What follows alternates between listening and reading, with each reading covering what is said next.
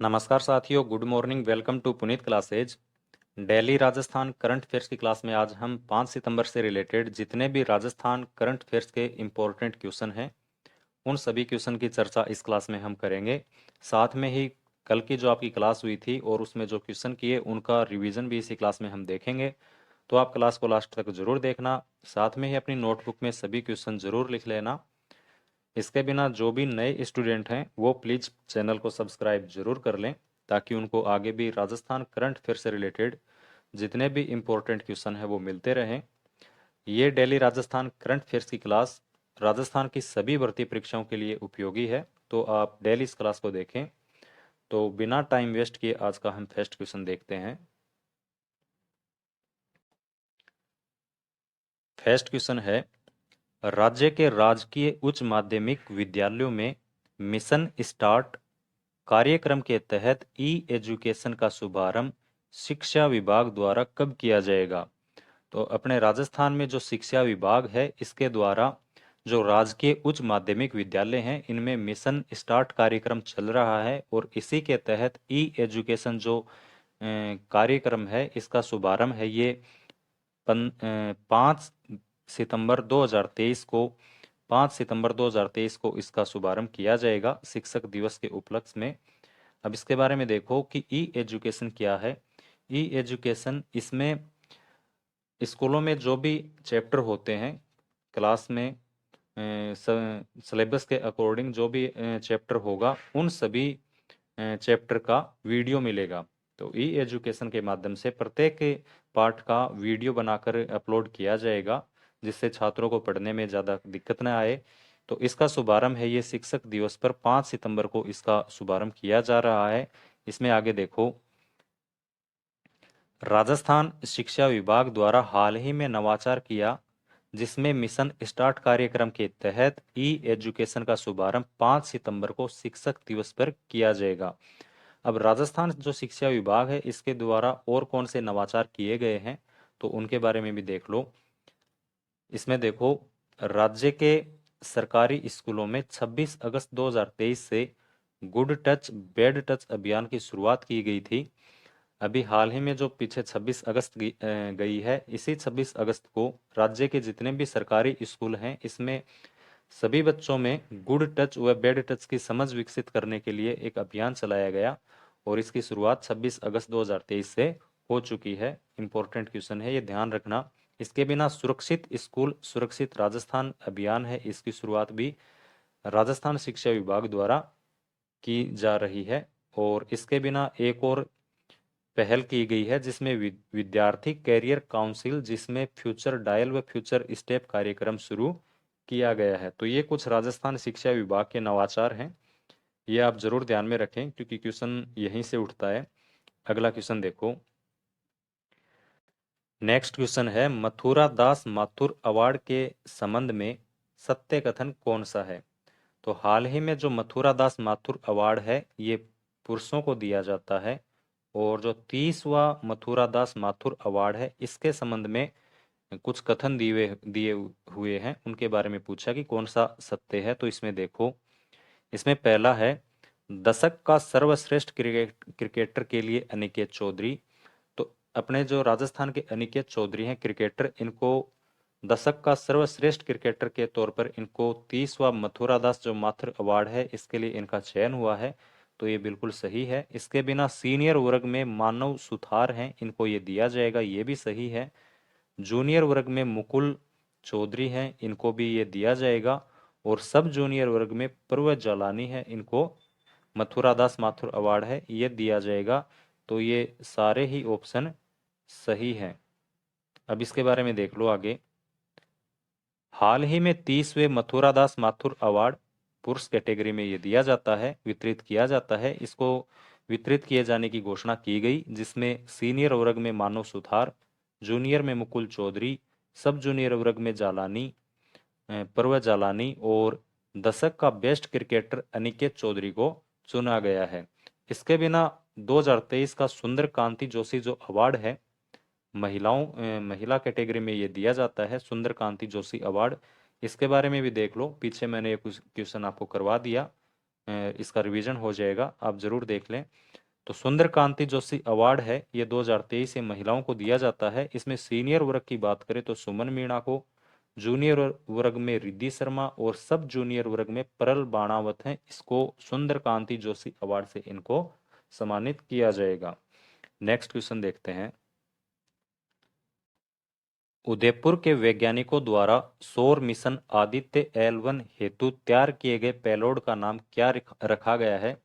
तो 2 सितंबर को, आपको ध्यान में होगा, 2 सितंबर को सौर जो मिशन है आदित्य L1 इसको लॉन्च किया गया और इसके लिए उदयपुर के जो वैज्ञानिक है इनके द्वारा एक पेलोड तैयार किया गया जिसका नाम है Aditya solar wind particle experiment, जिसे इंग्लिश में ASPEX एस्पेक्स कहा जाता है। Aditya solar wind particle experiment, ये इस पेलोड का नाम रखा गया है।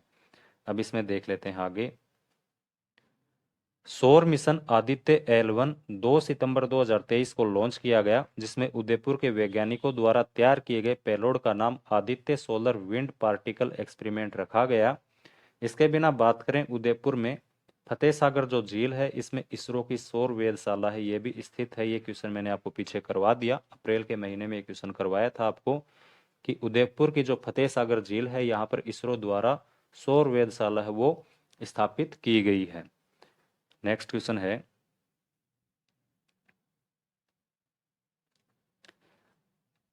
पीएम ई बस सेवा, ये एक योजना है पीएम ई बस सेवा। इस योजना के तहत इलेक्ट्रिक बसों का संचालन राजस्थान के कौन से शहरों में किया जाएगा? तो एक योजना है पीएम प्रधानमंत्री ई बस सेवा योजना, इसके तहत अपने राजस्थान में, राजस्थान का की बात कर रहे हैं, इसमें इलेक्ट्रिक बस हैं ये जयपुर, जोधपुर और कोटा, इन तीनों में ये इलेक्ट्रिक बस है, इनका संचालन किया जाएगा। अब इस योजना के बारे में देख लेते हैं कि ये किसकी योजना है। तो केंद्रीय मंत्रिमंडल द्वारा अगस्त 2023 में पीएम ई बस सेवा हेतु मंजूरी दी गई। तो केंद्र सरकार की ये योजना है और इसकी अगस्त 2023 में केंद्रीय मंत्रिमंडल के द्वारा इसको मंजूरी मिल चुकी है। इसमें 2 खंड में इसकी शुरुआत होगी। प्रथम खंड है इसमें देखो, प्रथम खंड इसमें 10,000 ई बस का संचालन 169 शहरों में किया जाएगा। तो शुरुआत में जो 169 शहर हैं इनमें 10,000 ई बसों का संचालन किया जाएगा और इनका ये जो संचालन किया जा रहा है ये पीपीपी मोड के ऊपर किया जाएगा। बजट की बात करें तो 57,615 करोड़ इसका कुल बजट होगा, जिसमें 20,000 करोड़ केंद्र सरकार द्वारा दिए जाएंगे और जो बाकी शेष बजट होगा वो राज्य सरकार द्वारा वहन किया जाएगा। इस योजना का जो उद्देश्य है वो शहरी परिवहन क्षमता को बढ़ाना है। दूसरे खंड की बात करें, खंड नंबर 2, तो इसमें देखो ग्रीन अर्बन मोबिलिटी पहल, इस दूसरे खंड का नाम दिया गया है ग्रीन अर्बन मोबिलिटी वहन, जिसे हरित शहरी गतिशीलता पहल कहा गया है। इस पहल के अंतर्गत 3 लाख से अधिक आबादी वाले 181 शहरों में शहरी परिवहन का बुनियादी ढांचा तैयार किया जाएगा और ये जो पहल की गई है इसी के तहत राजस्थान के जयपुर, जोधपुर व कोटा में पीएम ई बस सेवा योजना के तहत इलेक्ट्रिक बसों का संचालन किया जाएगा।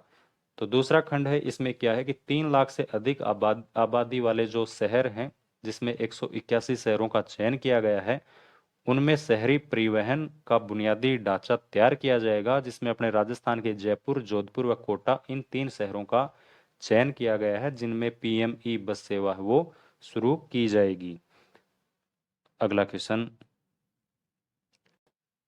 महिला अधिकारिता विभाग द्वारा महिलाओं और बेटियों को आत्मनिर्भर बनाने के लिए कौन से जिले में पायलट प्रोजेक्ट की शुरुआत की गई है? तो राजस्थान में जो महिला अधिकारिता विभाग है इसके द्वारा महिलाओं और बेटियों, लड़कियों को आत्मनिर्भर बनाने के लिए कोटा जो जिला है, कोटा, यहाँ पर पायलट प्रोजेक्ट है वो शुरू किया गया है। अब ये क्या पायलट प्रोजेक्ट है इसके बारे में देखो। तो इसमें देखो, पहले महिला अधिकारिता विभाग, इसकी स्थापना है 18 जून 2007 को हुई थी। अब राजस्थान में महिला अधिकारिता विभाग है, इसकी 2 नीतियां आई हैं जिसमें राज्य महिला नीति प्रथम जो आई ये वर्ष 2000 में आई थी और नवीनतम अप्रैल 2021 में आई।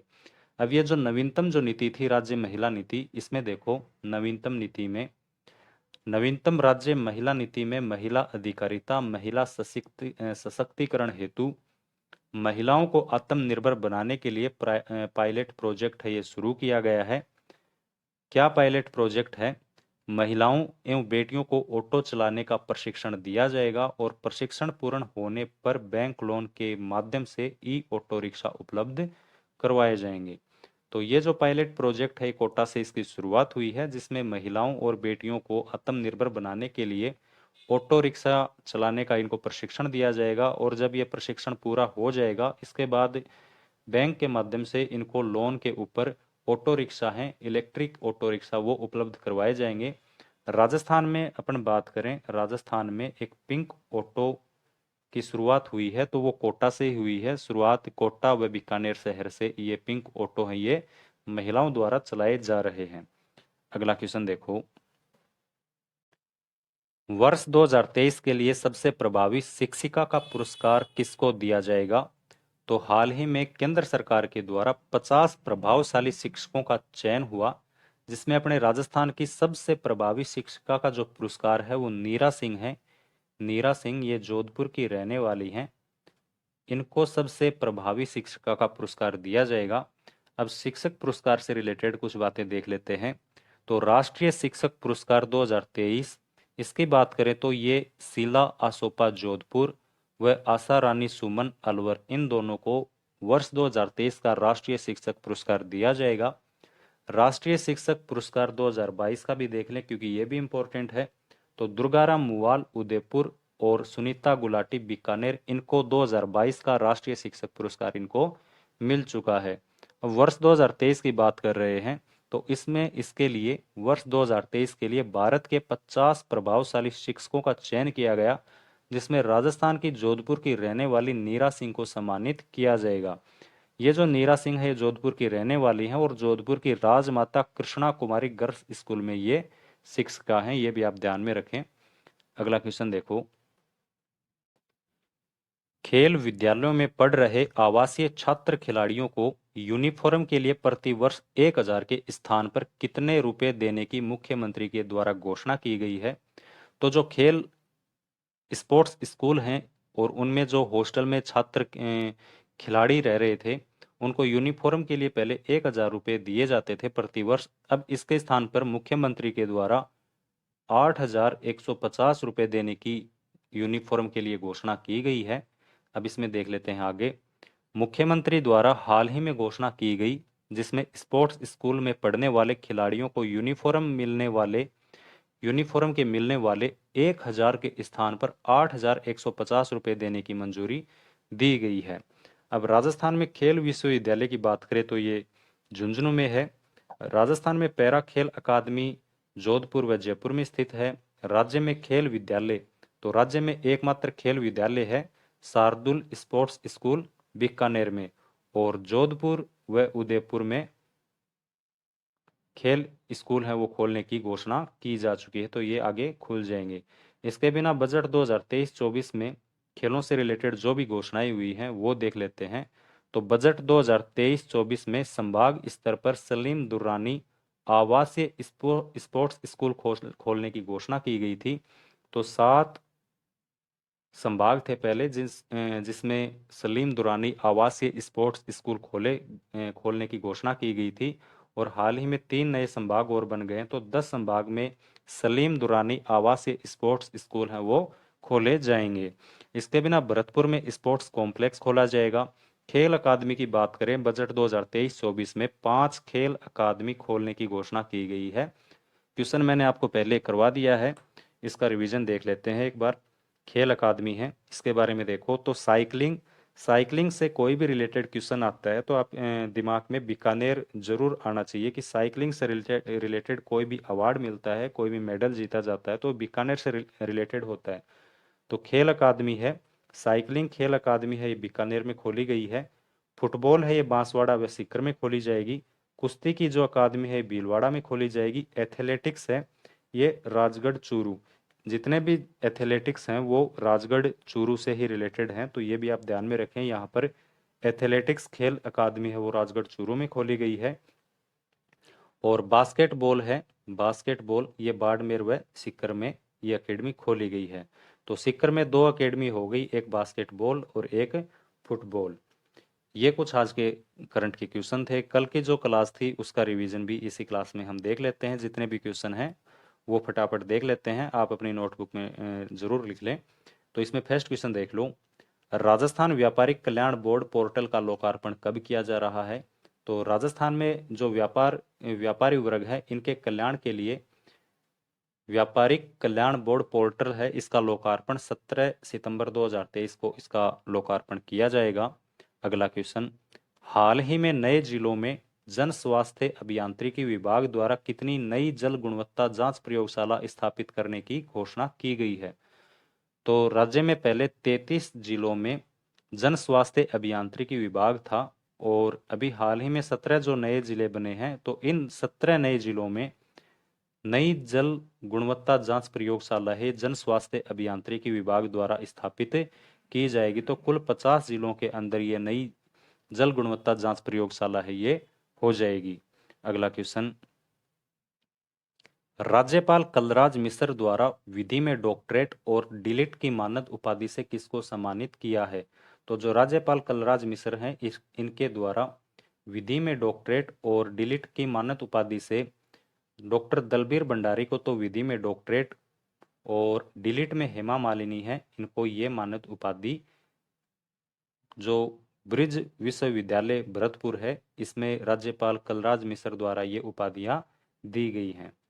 अगला क्वेश्चन, राजस्थान की किस महिला का नाम लंदन हार्वर्ड रिकॉर्ड में दर्ज किया गया है?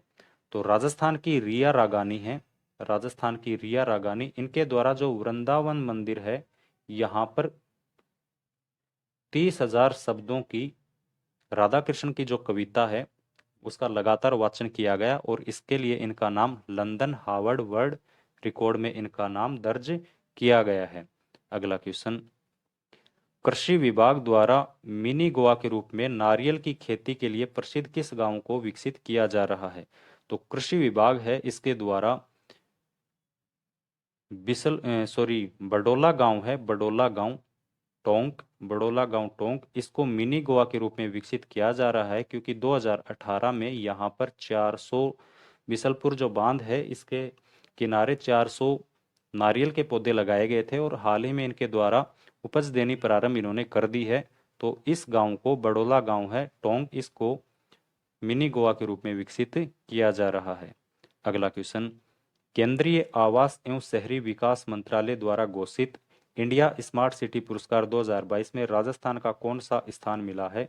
तो केंद्रीय आवासन एवं शहरी विकास मंत्रालय है इसके द्वारा स्मार्ट सिटी प्रोजेक्ट है ये शुरू किया गया था और हाल ही में इंडिया स्मार्ट सिटी पुरस्कार 2022 में राजस्थान को तीसरा स्थान इसमें मिला है। तो तीसरा स्थान, थर्ड रैंकिंग इसमें राजस्थान की रही है, ये आप ध्यान में रखें। और अंतिम क्वेश्चन है आज का, विमुक्त घुमंतु एवं अर्ध घुमंतु जनजाति दिवस प्रति वर्ष कब मनाया जाएगा? तो जो जनजाति वर्ग है जिसमें एक जनजाति वर्ग है विमुक्त घुमंतु और अर्ध घुमंतु जनजाति, इनके लिए जनजाति दिवस है ये प्रति वर्ष 31 मार्च को ये मनाया जाएगा। तो साथियों ये कुछ आज के इंपॉर्टेंट क्वेश्चन थे, आप अपनी नोटबुक में जरूर लिखें, डेली क्लास देखें और चैनल को भी जरूर सब्सक्राइब कर लें। मिलते हैं कल की क्लास में, तब तक के लिए धन्यवाद। जय हिंद।